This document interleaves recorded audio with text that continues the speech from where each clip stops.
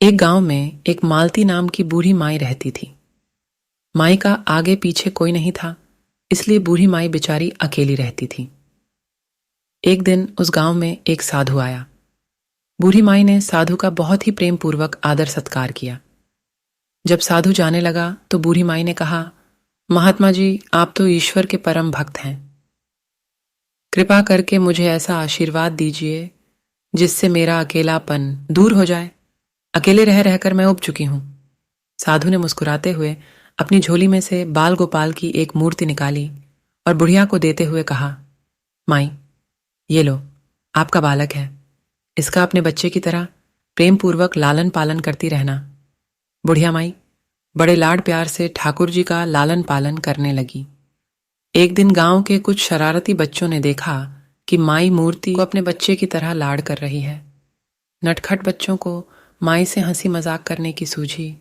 उन्होंने माई से कहा, अरे मैया सुन, आज गांव में जंगल से एक भेड़िया घुस आया है जो छोटे बच्चों को उठाकर ले जाता है और मारकर खा जाता है।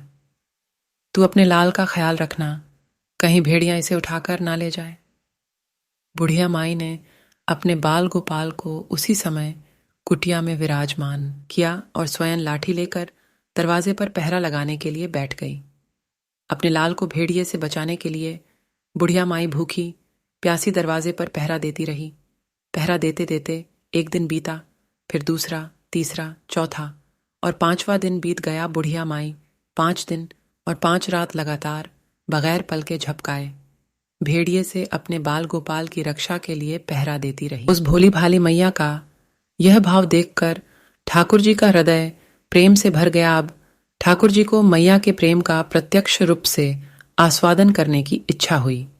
भगवान बहुत ही सुंदर रूप धारण कर वस्त्राभूषणों से सुसज्जित होकर माई के पास आए। ठाकुर जी के पांव की आहट पाकर माई डर गई कि कहीं दुष्ट भेड़िया तो नहीं आ गया। मेरे लाल को उठाने माई ने लाठी उठाई और भेड़िए को भगाने के लिए उठ खड़ी हुई। तब श्याम सुंदर ने कहा, मैया मैं हूं, मैं तेरा वही बालक हूं जिसकी तुम रक्षा करती हो। माई ने कहा, क्या चलहट, तेरे जैसे बहुत देखे हैं। तेरे जैसे सैकड़ों अपने लाल पर न्योछावर कर दूं। अब ऐसे मत कहिए, चल भाग जा यहां से। ठाकुर जी मैया के इस भाव और एक निष्ठता को देखकर बहुत ज्यादा प्रसन्न हो गए।